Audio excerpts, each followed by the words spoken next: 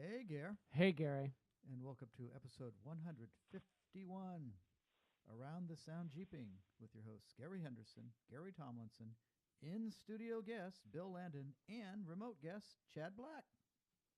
How's it going, guys? Doing well. Hey, Alrighty, and thank you all for joining us on this fantastic voyage here at Funny Moon Studios, because we are the podcast guys living the Jeep life. That's right, folks. We are building them, wheeling them, fixing them, and sharing it with you. So thank you for sharing this program with your friends. Gary, you're laughing because I'm doing a little of acting up for the cameras. You're hamming it up. We have Bill here with us from Imcast Media, and he's recording all of these episodes for us to put it up on YouTube. That's very cool. Yep. Well, today we're hanging out with Bill. And he's videotaping us. Anyway, we're talking about Around the Sound Jeep Club with Chad Black. We've got more details on the All Jeep Show and the Western Washington Go Topless Day. Of course, more build progress on Jeep 2.0, listener feedback as usual, and there might be a Jeep of the Week or two. Well, hopefully we get to that. Well, Gary, how was your week, buddy? Well, I finally went wheeling. Did you finally get out? I did. Wait. woohoo! Yeah, no doubt. I escaped the Mechanhack shack. I know. I tried to get you into the shack, and you're like, no, I'm gonna go wheeling because you were all. Woohoo, Gary! Well, actually, I'd promised Andrew Yes. that I'd go on his bachelor run. Yes. He's I'm getting so married bummed I in, missed it, what but is it, 3 weeks now? yeah, a few weeks from now. Yeah. Yep. We're excited. We are all excited. Oh, Yeah. So we all get up there and we're getting fuel at McShev in Arlington, and so we all bought him like that 12 to 14% like lemonade or the spike stuff they have. Right. We went and all put him on his Jeep. I told him he couldn't drink it till he got home because we weren't gonna like fish him out of like the No. There's no drinking on the trail. Not at Walker. Well, not anywhere, but Not at certainly not on Walker. Walker with like 90% snow. So the lower part was clear of snow and the upper part was not. So I got a 2-for-1 special: rock crawling and snow wheeling, Nice. all in the same trails. That's awesome. But so it started off. We were just getting ready to go in over one of the gatekeepers, and Adam had gone down to get Bill from Bellingham, who's coming down to run with us. Okay. Bill Lawrence. I think Yeah. you know Bill. Yeah, I don't know you? Bill. Yeah. So in the meantime, up comes a Jeep of one of the guys that was on our cover there that had that kind of racing blue stripe on his black JKU and Okay. yeah, and Yeah. so and a T, and then also a buddy of his in a YJ. So they come over, and guess what's happened? What's happened? A castle nut has come off on the tie rod. Oh my and gosh. it's fallen out, Wow. so he can't steer. No, because it's upside down, so it's gonna just fall right out. And there's no cotter pin on the other castle nut either. So he had some work done, and we're not going to name who did it. Oh boy. But apparently they spaced. Yeah. That's a bad thing to space on. No, So anyway, I did have cotter pins because I but carried. they're missing a castle nut. So Yeah, and so I did get a castle nut off. I took one off my Synergy ball joint, went over, and doesn't fit. Not surprising, I guess. A YJ is No. going to have smaller parts. yeah. So I felt bad. Poor little YJ. Poor little YJ. So anyway, we suggested they just drive back slowly to the staging area there on the north side and Yeah. run into town in Mount Vernon and get a castle nut, and not rely on zip tying it and hoping for the best to drive home. Yeah, zip tie probably wouldn't been best, but I don't know. I feel like almost any sort of pin that you could have gotten in there would be enough to hold it. 'Cause Well, we it's- put a cotter pin in, Yeah, but I think that's you probably trust gonna your do. life to buzzing along with just a cotter pin hanging on. There's no pressure on the cotter pin. There's when you turn. Yeah, probably. Something knocked that castle nut off. So we No, have a new vibration segment knocked the for, castle for nut the. off. No, sorry. Go ahead, Chad. We have a new segment for the Jeep Cast, though. What's that? Not only do we have Jeep of the Week, we have Word of the Week. Word of the Week, cotter pin. Cotter pin. Oh, there's more. You guys wait until you hear. There's more? Oh yeah. Wow. So anyway, then we had fun. I made all the obstacles I tried. Nice. I think they got a shot of me going over that one big one. I had to Moab bump it though. My tires were a little bit too muddy to just crawl it, so I had to do a little bump, popped right up. It was a lot of fun. So yeah, I did all the whatever was in front of me on Timber Tamer. Then we went up, up high, went up to the humps and bumps, whatever they call it. That was a lot of fun in the snow. And then we went down into the rock garden. You did all that in the snow too? You did humps and bumps in the snow? Yeah. Wow, man. And then we went down You're to the rock beastie. garden, and I'm looking around going, where's the butt crack, the V-notch? Right.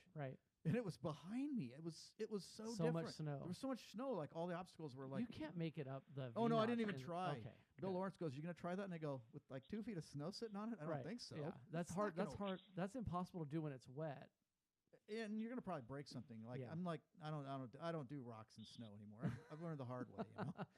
Some things I have learned. So anyway, then we were kind of cruising back down, looping back down, and we were going to go over to the upper rock pit, do a little bit of, cruising around and doing some spin outs and things in there and all kinds of fun stuff. But as we came down to the road that goes to it, we kind of come into a T, and we see like a guy walking with a shovel. Yeah. And then we notice there's a Jeep to the left going towards the rock pit, and a Jeep to the right a little bit down. Okay. So there's a Grand Cherokee that's, a little further up the trail, and there's another YJ. And so we find out that the Grand Cherokee is royally stuck. Wow. I saw a video of you pulling the Grand Cherokee out. Did you? Yeah. So Aaron tried to pull him out, but Aaron's rig I don't think was quite heavy enough. No, it's just a little 2-door. So I went down there and yanked him out. Took a couple times because each time he helped himself out and managed to go back into the snow. Oh, it was like, jeez. just don't do anything, and we'll get you on the flats, right? Wow. So we finally get him out, and then his brother, it turns out it's the guy who had the shovel, is like, so our YJ's rear drive line is down, and we need some like straps. Those straps are U-bolts. I'm like, well, what is it, a 1310? Yes, I have those. Oh my God. So I go back into my magic toolbox, spare box, and I give them a set of U-bolts. Nice, Gary. Right, and they ask, well, how much you want? I'm like, well, nothing. It's always like you just help people out on the trail, and Right. if I ever need any help. You could give him a Jeepcast card. Oh, we did. Oh, okay, good. No, I didn't even have to. The other guys were working hard. Oh yeah, So everybody it was handing out It cards. was a race between Adam and Aaron. That's funny. Oh yeah, Yeah, the Garys have their whole crew out there. we got a lot of L's. We got L's all over the place. Yeah, and then now we have a problem though. So the YJ has tried to back down. I don't know why. It backed down, got stuck in a really narrow place. It was at a nice wide place where we could have kind of just packed and gone around him. So I had to go down. I had to pack all the snow out in an area, that we could get the YJ moved to. But I had to winch out one of the guys, Steven, earlier, and my second battery is starting to go. I was having trouble with the voltage staying up on it. While winching. Yeah. Wow. It So just, the winch is pulling that much power out of there? Oh, man, it takes a lot of power. And I think the battery's pretty marginal because I Wow. was having trouble with my S-Pod. If I wasn't running the engine, I was losing, it'll cut out until you get back above, I think, 13 volts. So. Gotcha. So anyway, I had Bill Lawrence winch him up onto the platform area I'd made for him. And then we buzzed down. Oh, by the way, never got stuck, man. Those Coopers are awesome. The Coopers are awesome, Dude, I was everywhere. I even fell in the ditch twice when I was packing things. I just drove out of it. And you previously had the 41.5 pit bulls. Yeah. And you were getting stuck with those. Yeah, these hook But up better. the Coopers are awesome. The Coopers are awesome. Yes. So I never had I could go anywhere I wanted. Yes. I mean, clear off the trails. Now pull people out. I'm a little scared because I had that advantage over you before because I had the Coopers and you didn't, and now who knows? Maybe And they you're gonna climbed all the rocks for me too. Wow. I did really good. I've been running Coopers. I have the older model, but man, they're great. Yeah, Coopers are awesome. So anyway, we buzzed down to the bottom, and then while we were airing up, this lady shows up, young woman, and she had her 2 kids, and she was like, going, "Wow, you guys can like drive over those rocks and go in there? I thought you couldn't go in the gate." And then she's like, "Do you think I should go in there?" And we're like, "No." She's in a stock JKU, and there's nobody. We're like, "No, you don't want to go in there by yourself." No. I mean, So and now the guys are racing. This time, Aaron beats Adam. Oh my gosh. And gives the Jeep cast card. And oh, by the way, I love the Around the Sound sign. Oh, that's right. There's sponsors there. Oh, Yes. it was really sweet. Yeah, That's we'll talk awesome. about that later with Chad, Yeah. but it was cool. So and then they were letting her know all about Around the Sound Jeep Club as well. So Awesome. so Aaron referred to me as having a emporium of Jeep parts. You do. You have an unbelievable amount of Jeep parts you carry as spares and stuff that you can't even use for your own Jeep. You don't have a I used to be 1310 able drive to. line anymore. No, I don't. Was that- I have 1350 U-bolts and U-joints. I even have spare you carry 1310. spare parts for other people I carry. do. I have a spare Danny 44 U-joint still. I've still got a 1310 spare. I I'm got not an sure I'm Emporium. putting all that stuff back in my Jeep. I don't that think I'm right? going to carry the stuff I don't need. But Gary, speaking of Jeep parts, Yeah. When you need Jeep parts, Oh, yes. you go see our buddies over at Northridge. That's right. 4x4.com.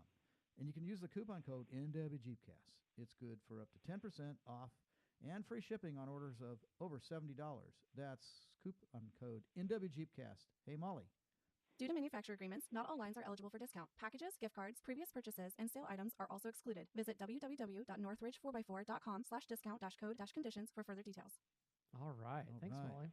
Hey, so let me now introduce Chad Black in full regale. He is the Woo-hoo. treasurer and executive board member for Around the Sound Jeep Club, as well as the special event coordinator. And I think you have another title of all around nice guy or something. Okay.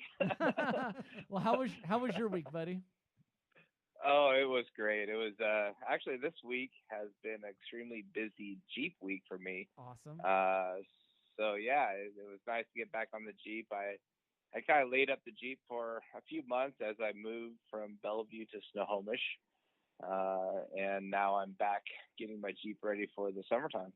Nice. Speaking of that move, you moved right next door to our buddy James. 2 doors down before I decided to ignite it.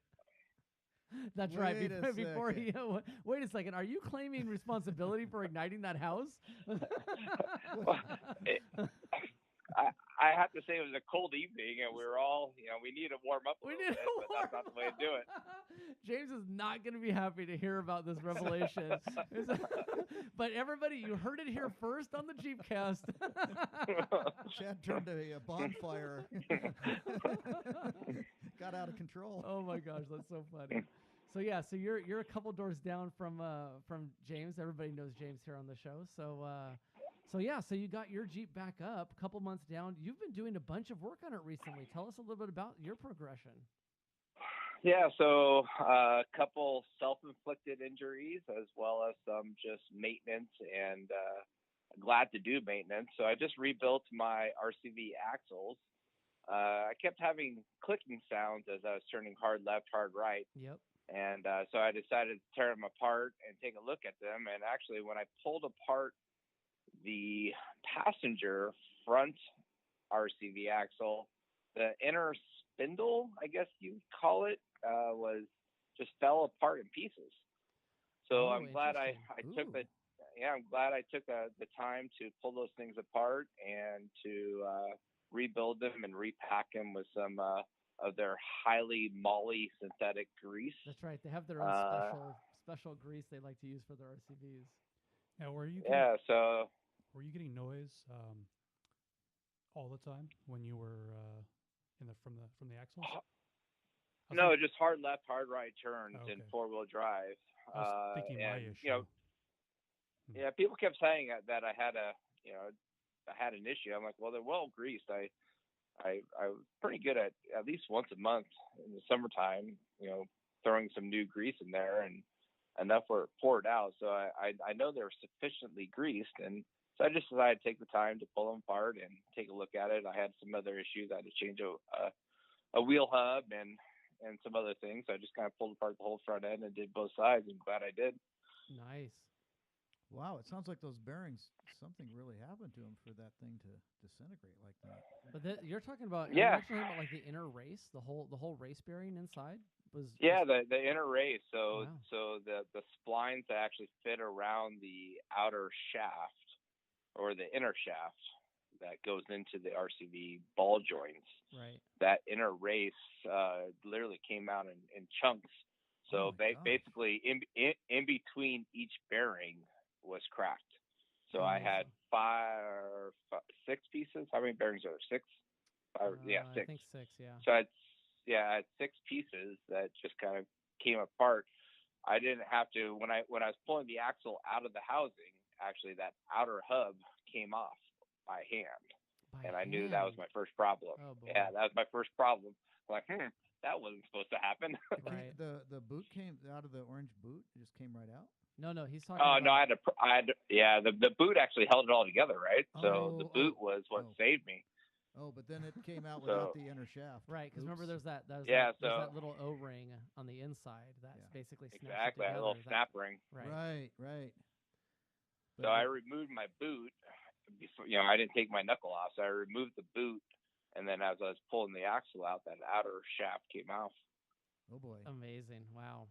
Yeah, Gary had problems with one of those at one time where it was a different style. It wasn't the round snap ring. It was that pin in there that had basically worn through, and so your outer housing came out of the shaft. The stub shaft kind of wiggled out partially, and then there weren't enough splines to hold, and it stripped them. Right. Well, good, man. It sounds like you caught that maintenance just in time. But that was good. My experience though with clicking as turning is that it comes back sooner than you'd like. I'm sure you're going to get a few trips in, and the clicking comes back. So, and that's when we were at Moab, you had kind of said that because I mean it's been clicking on me ever since I put it in. I mean it was used when I got it, but it was lightly used. It had been clicking ever since I had it. So I don't know if the clicking was that in particular, but it's just kind of one of those good things to pull apart. I mean it's $95 for a rebuild kit. That's right. Well worth it every few years to do it. Yeah, and it sounds like I mean. The race isn't included in the rebuild kit, or is it? I don't remember. Yeah, it is. Yeah, the race and bearings. Okay, that's right. So good thing that was included. But at least on extraction, you didn't have to pound the bearings out because the race was so broken up. Yeah, one side. There's a plus side. There's your plus side. You only had to pound out one. Pounding out those bearings and even pounding them back in, like that's a hard job. That is not easy to do. Yeah, no, it was YouTube special, right? So I bought the right tool, and it went decently well. Yeah. But yeah, first time for me doing it. Nice. Now, tell us a little bit about your involvement with Around the Sound Jeep Club. Now, just a little bit of an intro because we're gonna actually, you know what? Let's save that for later. We'll do the Around the Sound intro stuff. I guess we just wanted to hear a little bit about your week right now, and so it sounds like you finished up some maintenance. You also did some other stuff that you said a snow wheeling trip. Yeah. So well, here's a self-inflicted injury. So I got and Gary T knows a little bit about this. So I got a welding cage from Genrite, and I welded in towards the end of summer, beginning of winter, and I welded it in improperly. In the construction business, they say measure twice, cut once. Well, in the Jeep business, it's measure twice, weld once. I only measured. I measured once and welded once, and I was a little bit off, so my hardtop wouldn't fit on. So I had to. I did end up, working with Genrite, and they helped me out, and so I cut out the front part of my cage and re-welded it in, and all is well now. So that was a self-inflicted injury that we all do from time to time. Yeah. And then also this last week, I was able to participate in the auction at Olympic 4x4, which is a staple for over 40 years here in the Puget Sound for us. Great history in the Jeep world. I believe their original name was Mr. Jeep or something along those lines, where they actually they had to change their name. So they've been around for a long time, some great history up here, but they finally closed the doors, unfortunately. It's one of the last places to find older parts, CJ, YJ parts, as well as other off-road vehicles, but we only care about Jeeps here. And so they closed their doors, and I participated in their auction and was able to find some benefit there. Nice, man. Well, thanks for going there. I know we talked about it a bunch on the show. I had wanted to get there, but I just have so much stuff going on in my garage. I just could not manage to separate myself. Did you manage to get a hold of a couple of good lots, or how did it go with the auction? Did you come away with as a winner? Well, we won't talk about dollar amounts in case my wife is listening, but yeah, so I went out there for the live auction. That wasn't really going my way, so I decided to go about their online auction piece, and I took a look at some of the lots, and I made some notes to kind of look at what retail of items were, and that's really where the deals were to be made, is in the big lots, not necessarily single items. But I kind of went about it looking at it as kind of a little way to help myself and help others. Right. And I picked up some lots that I'm looking at. Can I make a little bit, and can I save someone a little bit? Give back to the community, as well as make a little bit of extra coin for myself to upgrade to some King shocks. Right, because if somebody's able to get a hold of the new parts that you got a hold of, and it's at a discount from retail, that's saving them money. So you're right, you're doing a service to help people get a hold of those parts. Yeah, it was fun. It was a good ordeal. A lot of people paid some extravagantly high prices for some pieces. Is that right? But, wow. Each their own.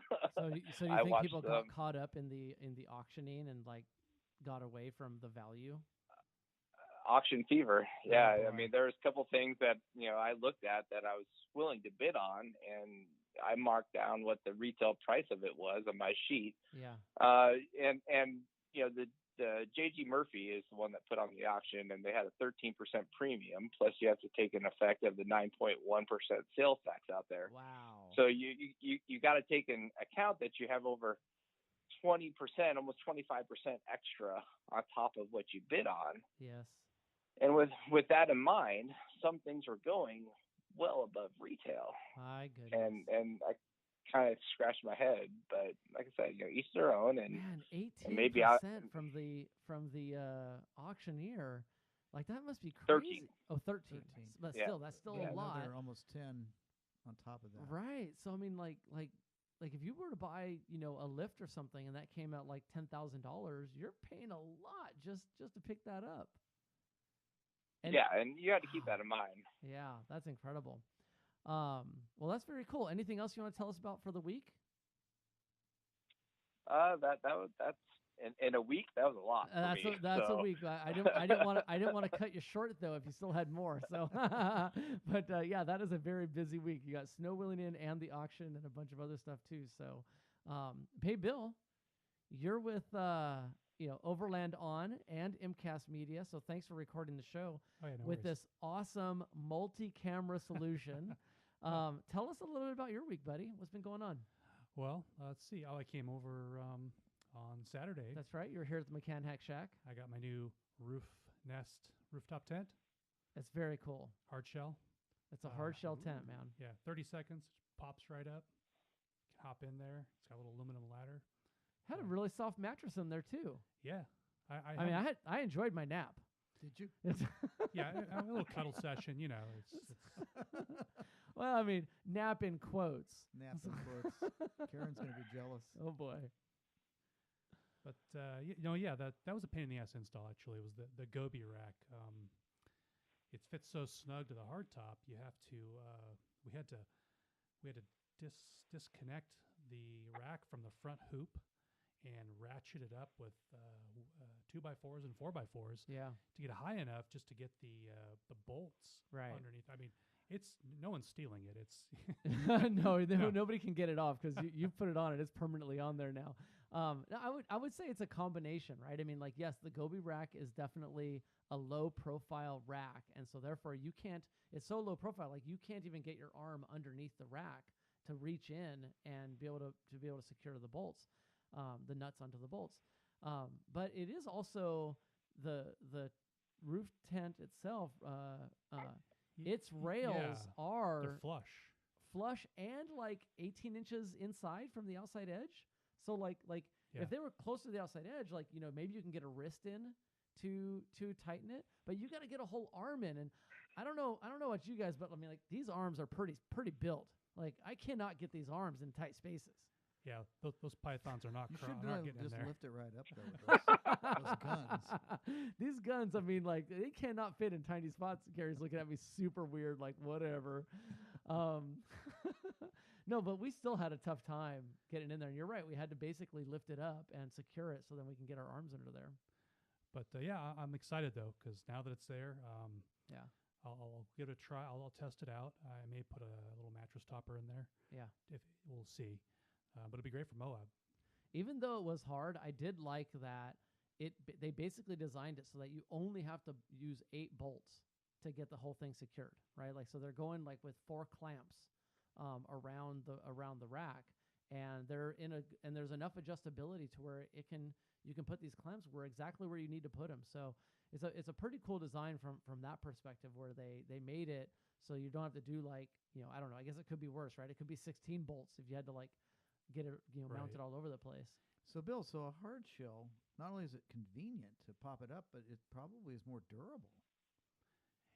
Yeah, it seemed pretty solid, and it's compact. So I think it's only like 11 inches ish tall, extra height. It's pretty compact, yeah. Where my previous rooftop tent was a fold-out cloth tent from CVT, and it was just more setup time. It was like 15 inches, and the tent itself, the install rails weren't flush, so that added a little bit of height to it. And you take 15, 20 minutes to set it up or take it down. You can't really go night wheeling after you make camp. Right. With this, I can just 30 seconds, maybe a minute.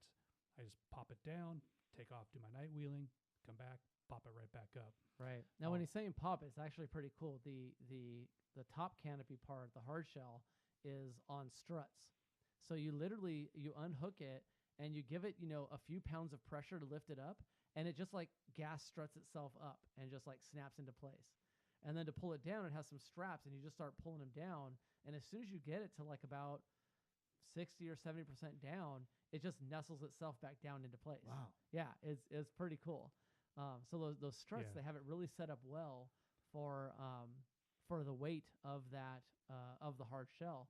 But another cool thing that they have on it is they have a rack on it, right? So you've consumed up your Gobi rack, but now it has a couple of bars up there as well, so you could store stuff on top of it. Yeah, you could throw a Thule rack or whatever, mount bikes or a kayak or whatever you want. Yeah. So you have additional storage space or storage ability. Right. We'll have an affiliate link here shortly, so be sure to if you're looking for a hard shell tent, use our affiliate link. Yeah, we'll get that in the show notes. We'll get a little kickback on that. Cool. That's exciting. Nice. All right, and for me... How about you, Gary? Yeah, well, you know me, Gary, man. It is in the garage all the time, every day, all day, because I got to get this thing finished, man. It's got to be getting close. So this weekend, I had a little bit of a breakthrough, and I'm finally feeling good. For weeks and weeks and weeks, I've talked about it here on the show, I have been mentally bogged down with the complexity of the steering on the front axle. There's so much going on with the drag link and making sure that it doesn't make contact with the frame, the tie rod and making sure that it doesn't have contact with the track bar on the frame side, with the track bar bracket on the frame side, with the track bar bolt on the axle side.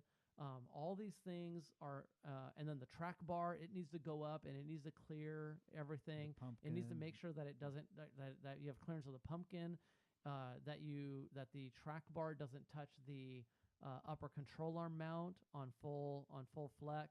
Of course, I'm doing all flex tests in the garage, up on the driver, down the passenger, up and down, full compression, full droop. All of these tests take so much time, and when I'm off by a little bit, I then have to take it all back apart again, get the axle out. Take it apart means to cut tacks. Cut the tack welds. Yeah. Reposition it, re-tack it in, then bring the axle back under the Jeep, reconnect the control arms, reconnect the shocks, redo all the articulation tests. I mean, I had that axle in and out of there, I think about half a dozen times. Like that's how many times it took to kind of test all these things. And like you were drilling on it when I got here. Yeah, each time you make an adjustment, you discover you have another clearance area somewhere else. Right. And even with this done, I learned of a new clearance issue that I have. Now I have a plan for it. I know I needed to shave off some of the sector shaft brace. Remember we talked about that before. That's right. So the track bar there's so much flex on this lift, dude. There's so much flex. The track bar is hitting the sector shaft brace. That's how high the all of this stuff gets stuffed up into it. Like it's unbelievable how much stuff there is. So I burned it all in this weekend. No turning back? No turning back now. It's all fixed forward. Whatever gets hit is getting cut. So I mean, but this is so to Chad's point about measure twice, weld once. I think I measured a dozen times in order to weld once, and so all that comes at a pretty high cost. But I don't know. Hopefully it's worth it because it's just been a huge challenge. But I feel like I turned the corner. It's welded up now. The only thing I'm debating is, should I? It's not back under the Jeep yet. Should I paint it now that it's out from the Jeep, and then go mount it up, or should I mount it up one more time and do a test, just to make sure there's nothing else that I want to cut? Do you want to take it out one more time? I don't want to take certainly it a lot out one easier more to time. paint it when I think it's out. time for a listener poll. Listener poll. Well, let's make the decision here. There's 4 of us. Chad, what would you do? I say paint it, install it, and hope for the best. All right, Gary. Yeah, same thing, and grind whatever you hit. All right. Yeah, I mean, if you paint it and it goes in and it's great, you're done. Yeah. If it's something has to be changed, you're going to pull it out anyway, and you can touch it up if you had to. Yeah. That's all a right. good point. Well, there you go. Sold. I guess we're going to do that. Yeah, you know what? I'm glad we had this chat, because this chat is very much like what I had on Sunday with John. There's a guy named John came over on Sunday, a listener, because nobody else was around to help me, Gary. So I had to just tap onto our listener pool. All these great people that want to come out and help. But where were you, buddy? Watching my daughter perform. Oh, Sting. family things. Oh. Gary, staying married? Betsy's like, how much longer is this going to go? Maybe that's important, I guess. She counted the number of days, and I think it was like 14 days I'd been over here. Oh my gosh. She's keeping now I know I'm really in trouble if she's counting the days. Okay, no. So John, he was a big help. He came over and he eyeballed the situation. I'm like, okay, well, here's my plan. Like stuff we had talked about, where I was going to do my last measurement, right? Cut off the tacks again, so that way I could get a full weld all the way around both sides of one of the fins onto the axle. Yep. And I was talking through it with him, and he was like, don't even bother. Like you leaving this in place means that you can't get to half of the bracket. The other half you're gonna weld that on. You have plenty of room. That other half, with all the other welds that you have on there, represents like less than 1/8 of the total inches of welding. Oh. So he's like, you don't need it, right? Because like if I would have cut it off, it would have been another 3 hours of work, right? Because I would have cut it off. I would have had to weld the inside. Then I would have had to clearance the track bar bracket in order to not make contact with the new welding that I just put in. Yep. And then you know how it was when we were clearancing it. It was clearance, test. Nope, clearance some more. Test, clearance some more. Test. What did we clearance like four times at least, right? Yep. So it takes a long time. It would have been another 3 hours. He saved me 3 hours just kind of eyeballing it and give me his fab experience. So John, thanks for coming over, buddy. Really appreciate it. It saved me a whole bunch of time. And now I have the steering finalized. It's locked in. The Miller welder showed up, so I got myself a welder now. I don't have to borrow. Does that welder perform? It's doing a great job, man. Like a good welder masks all of my poor welding experience. Auto is really auto. That's right. It does an amazing job. Chad, you were talking about earlier. You did your welding with your cage. What welder did you get? I have a Lincoln 180 weld pack. Oh, okay. Yeah, that's a good one too. Joe, our buddy Joe, he let me borrow his. What was that? I think it was a 210. Yeah, it was the Lincoln 210. He has it back now. So you're just down to one welder now in the shack? Down to one welder. One welder is still more than what I had prior to all this stuff. No, you're okay. Yeah. I just thought with 2 welders it was crowded. It was a little crowded with 2 welders in there. But So he came back and picked that up. So huge shout out to Joe. I mean, like he let me borrow that welder for, my gosh, about a month, I think. And I wouldn't have been able to make any progress without that. I mean, like all the times that I had to go tack and test and tack and test, how would I have done any of that without his welder? I mean, yeah, it would have been unbelievable. So huge shout out to Joe as well. So yeah, I think that's the bulk of it. Oh, another cool thing I did, I'm actually excited about, just because it was, an amount of, modest work, is I put in steering stops into the knuckles. Oh, you modified the Dynatrack knuckles? Yes. Oh. So before it was, the way the setup is with the RAM, you only should get about 3/8 close to the steering stop, and the RAM bottoms out. Well, now I have the steering stops in there, and the steering stops is basically drill a hole into your C's, and no, it's on the on the C. I did it on the C. Okay. Yeah, not I did it because I guess you could do it on the knuckle side if you wanted to. Probably better on the But C. I did it on the C side. C side? Seaside? We're going to the beach. Seashore, by the... Okay, whatever. So I drilled the hole, and then I had to tap the hole because I'm putting a bolt in there. Yep. And I broke my 1/4 inch by 20 tap. It broke. Oh, no. Did you break that after I left, or? No, when you were there... Wait. I was pushing, I was holding the axle in, or holding it because it was drilling. That axle was like tough. Yes. It was after because we worked on one side and then I went to go to the other side. It was just, you were leaning into it. And that thing is like. Well, that's hardened steel. Yeah, it was hard. Yeah. I'd like to have a safe made out of that. That's just like. Yeah, it was a long time of drilling just to drill that hole. Now you know why Dynatrack is expensive. It's and then I went and then I duty. tapped it and I broke the tap. Had to run O'Reilly's for a new tap. I was using oil and everything. Like it just was. And that was come for the really nice tap and die set. One of them got broke. Yeah, Really? one of them broke. But I got a replacement. Finished tapping it out and got the bolt in there. So I'm pretty excited about it. Wow. Yeah. Hey, Gary. Yes. Have you guys used those fix-it washers from Rough Stuff? Fix-it know what I'm talking about? washers. No, I don't think I do. The fix and weld washers. So they have washers. They also have tap. So basically, you drill out a hole and you insert this. I don't know. It's already a pre-tapped washer, and then you weld it into the hole. Rough Stuff makes them. It's a great product. It's almost like a bung. I guess it would act like a bung, right? Like a bung you basically put into a hole to give yourself a tapped. Yeah.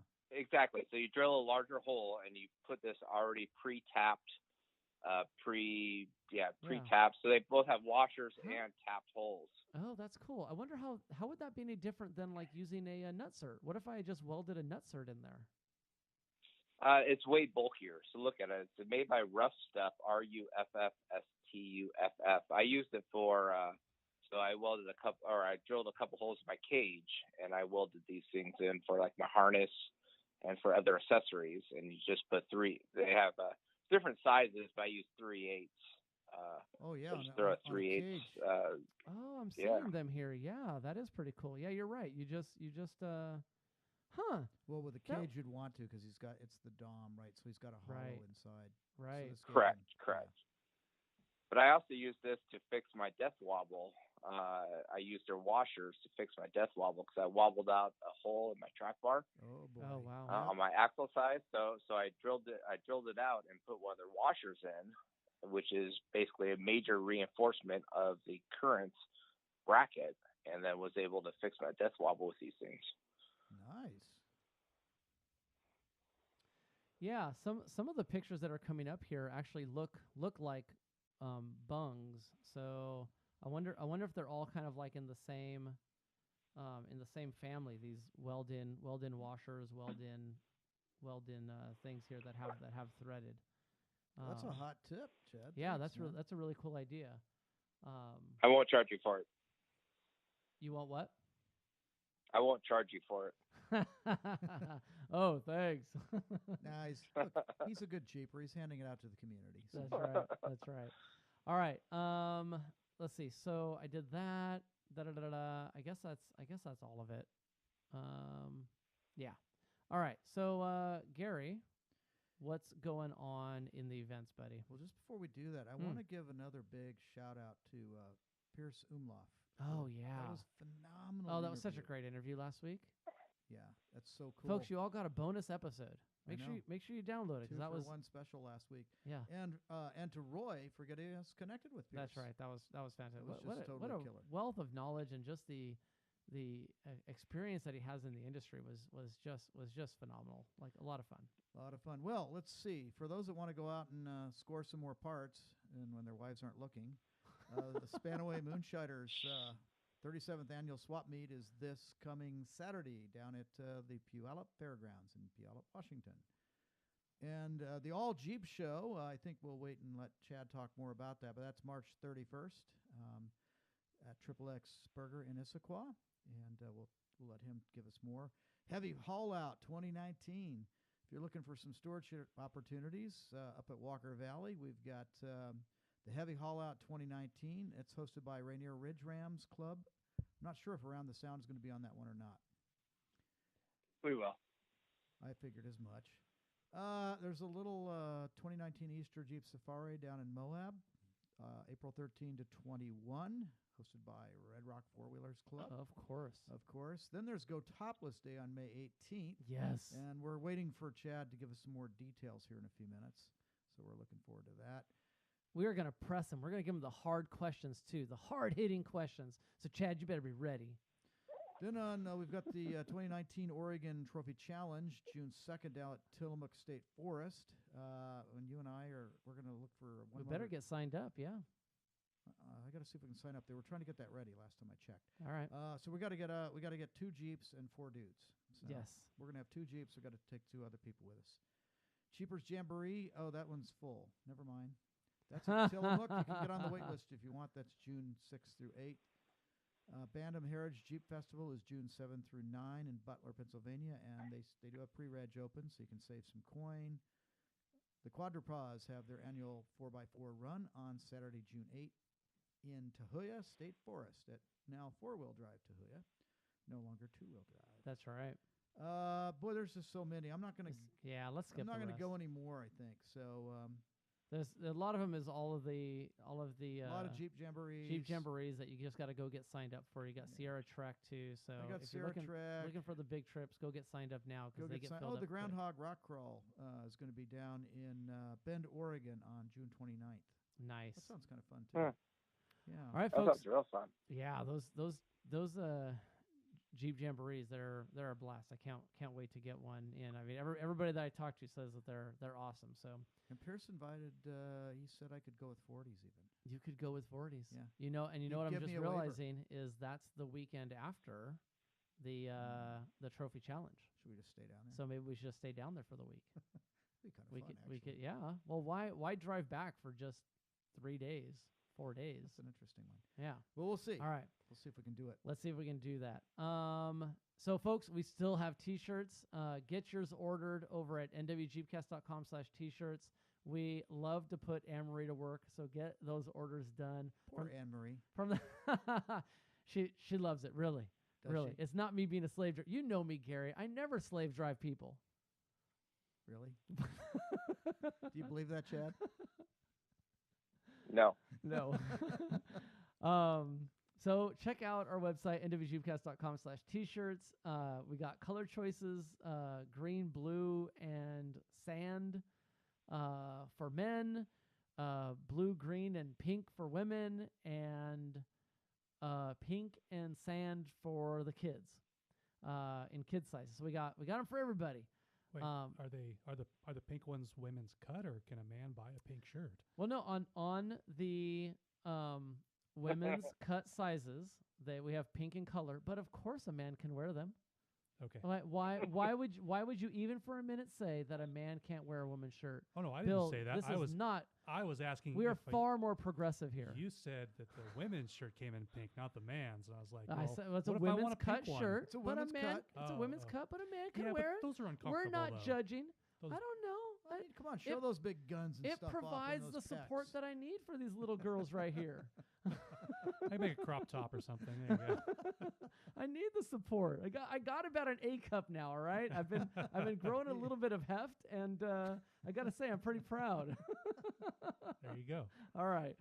So, yeah, there you go. We got T-shirts galore, folks. Get yours. Check out our website because they are awesome. Gary, who else did we hear from? We heard from Micah. Nice. Micah says, hello from Michigan. Oh, We have a lot of listeners in Michigan, it turns out. we do. Yeah, recently found your podcast and been binge listening ever since. This is my 1999 TJ. It's named Bad Decisions. Bad decision. And then he sends a pic, and it's a TJ stuck in the mud, and it says Bad Decisions on the hood. He's really Bad stuck, Decisions too. is a great name. He's really stuck, That's too. a great name. Oh my gosh. And the fact that it's totally stuck. What a great pick. Oh my gosh. Well, we got to include that in the show notes. We so do. folks, check out the show notes. Kyle's been keeping us up to date on his CJ5 restoration. That's a 1964, man. He bought that at an Nice. auction. It's a beautiful rig. There's a link in the show notes to the stuff that he's working on there. He had the body off. He's redoing the engine. Looks like him and his dad are working on it together. This kid, Kyle, man, you guys won't believe it. He's got 3 Jeeps. He's 17 years old.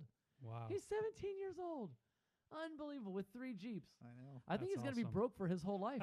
How do you, how do you, sorry, Kyle, but you are doomed to a life of being broke. 3 Jeeps at 17, you are never getting out of this hole.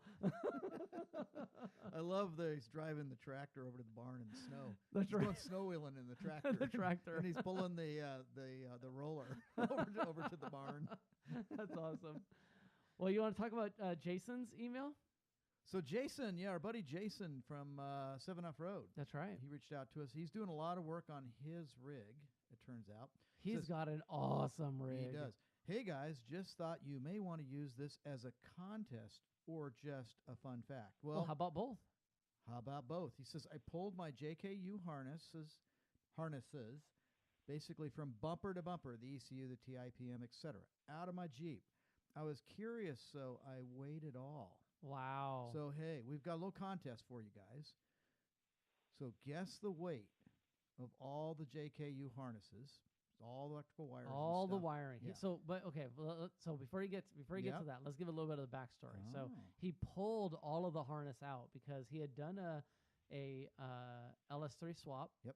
And he was just chasing demons, right? I mean, it was a problem here, a problem there. He was, replacing pieces of wire at one point here, cutting out a different thing there. And just And when he did an earlier LS3 He did a- he did an before ear- these yeah. guys have figured out how to do it. So right. He was one of the the pioneers. He was a pioneer in doing it. They did not have a kit, and he installed the first kit from Motec. that company. And right? Motec wasn't even done. Like No, they they didn't hadn't have figured it all right. out yet. So he's just been chasing problems, and just ultimately decided he's done with it, and is tearing out all of the JK He's wiring going old school. and going straight to just No the, computer controlled. just the wire that he needs. I mean, that's pretty awesome. It is pretty awesome. So in honor of him doing that and him telling us how much it weighed, Yes. we have a little contest. All right. So send in your email with your guess as to how much all the wiring in a stock at JKU, all the wire harnesses and the wiring going back and forth, how much does it weigh in pounds?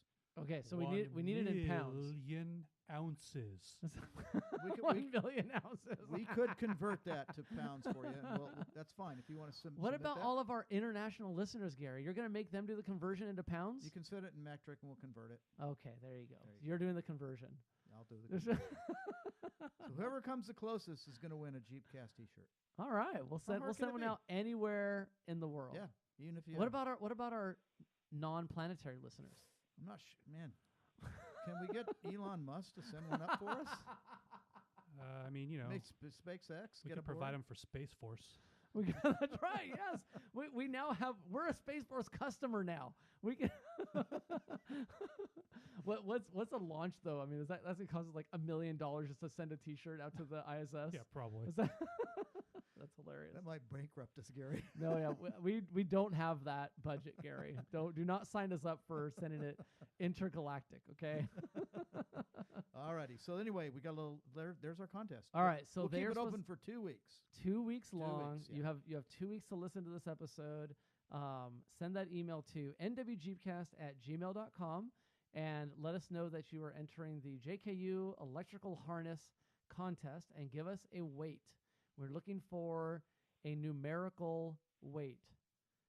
I don't want to hear 3 stone. Not 3 stone. No. And you can go below pounds if you wish. You can go into ounces, grams, whatever you guys want to do. However you convert think, 'em. whatever you think you need to do to get to the closest number. There you go. All right. All right. Well, so there is that, Gary. Yeah. Boy, we're pretty deep into the episode now. We got to get to one of our favorite parts of the show, Gary. Okay. Jeep of the Week! Yeah!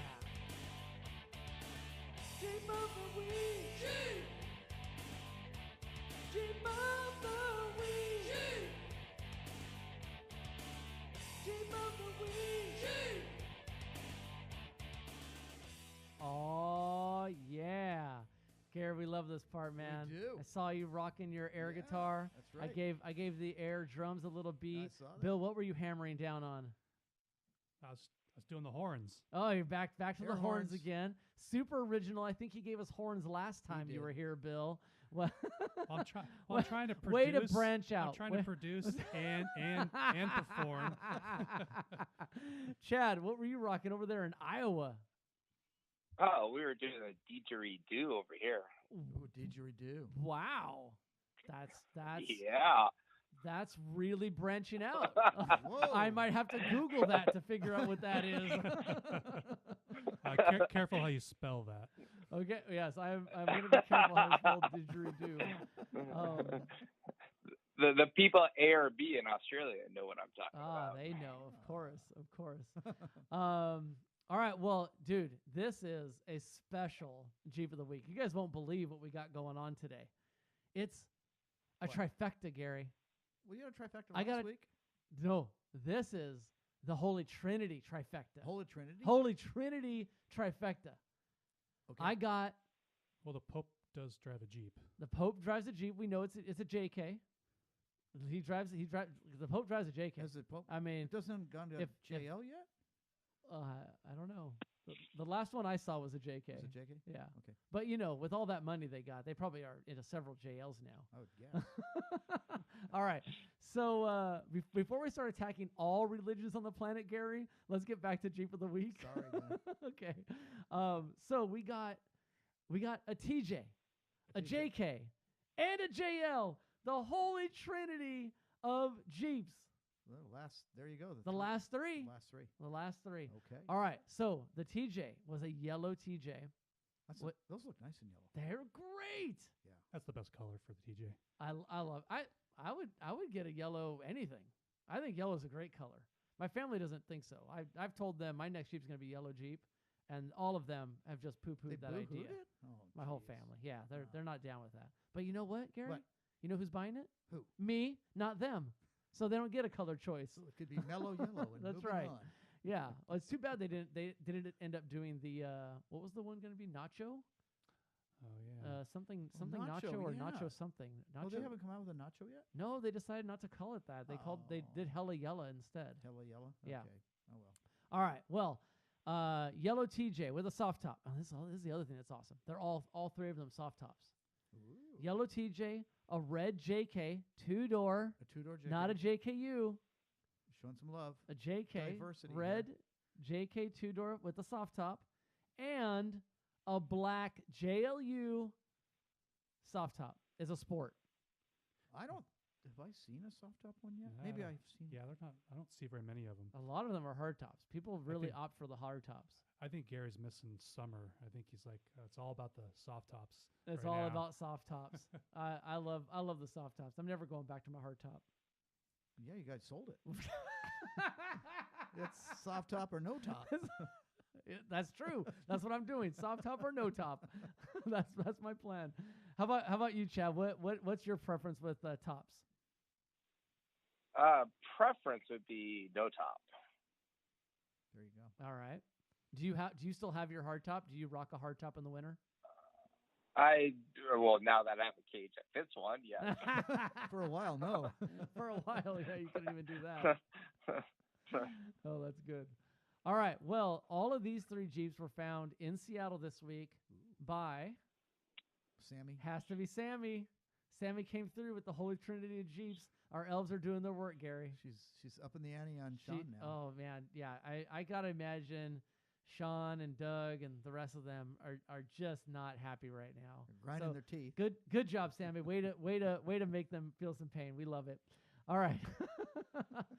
So if any of those are yours, you are the Jeep of the Week. If you got a card from us this week, then send us an email at nwjeepcast@gmail.com, and we'll send you out some Jeepcast swag.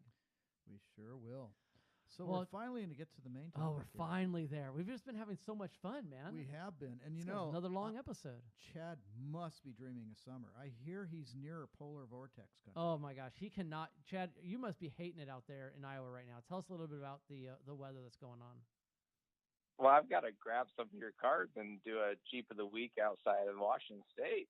Yes, Well, we got to stock him up. There's some here. great. Yeah, I've seen a couple great Jeeps while I've been out here in Iowa, in God's country out here. Yes. Nice. All right. Well, we'll hook you up next time we see you. Maybe I guess that'll probably be at the Jeep show. Yes, sir. We're going to see him soon. So talk about the Jeep show. Well, no. We Before you got do that, Jeep let's show. no. Before you go into that, yeah. do a little bit more about Around the Sound Jeep Club, right? So maybe talk about the target audience. How do people become members? What do they get out of being members? So maybe a little bit about the club. So target audience. Do you have a Jeep? There you You're go. our If you target. have a Jeep, you are the target. Well, and around this, and you want to be Seattle based, right? Yeah, we are a Seattle-based club, and hence the name Round the Sound. We have members all the way up from Bellingham. Bill Lawrence is a member of HJC, and we go all the way down to the Olympia area. We have a couple members in Olympia, so Wow. we are truly all around the whole Puget Sound area. We are a 401c3 charity organization, and we really kind of embrace the newer Jeeper. So if you're looking to learn about Jeeps and help others learn about Jeeps, we're the club for you. We've been around since 2011, and we really work hard on the local community as well as national organizations. We give back to a couple big organizations out there, the Blue Ribbon Coalition. Yeah. We work with them. Tread Lightly, we've been members of Tread Lightly ever since the inception of Round the Sound Jeep Club in 2011.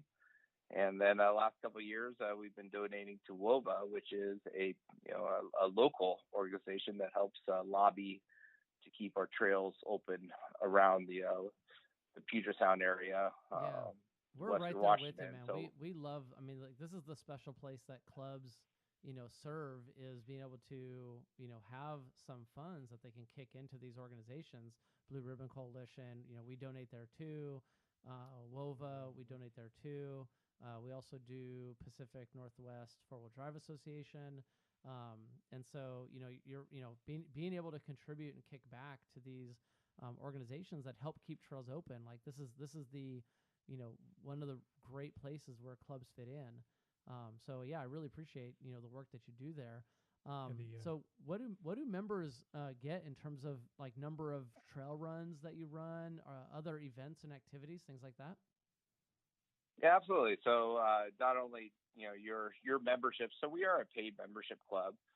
So your membership helps donate it into these organizations, as well as we have different local vendors that give discounts to our club. Four Wheel Parts Linwood is a great sponsor of ours that gives members discounts on parts, and other sponsors that we get yearly. So give back a little bit. The local companies give back to our members. as well as just being part of a big community. You guys mentioned earlier in the show about Walker Valley. Once a month, we're up in Walker Valley doing trail maintenance with the DNR up there. And we've gone as far as having a trail named after us and having a good participation up there. We also work with DNR in other locations, as well as do other local clubs and organizations. So I really want everybody listening to find the club that works for you and join them, because some local clubs do some great things around here. Yeah, the Around the Sound that's the club I joined when I first started my Jeep, and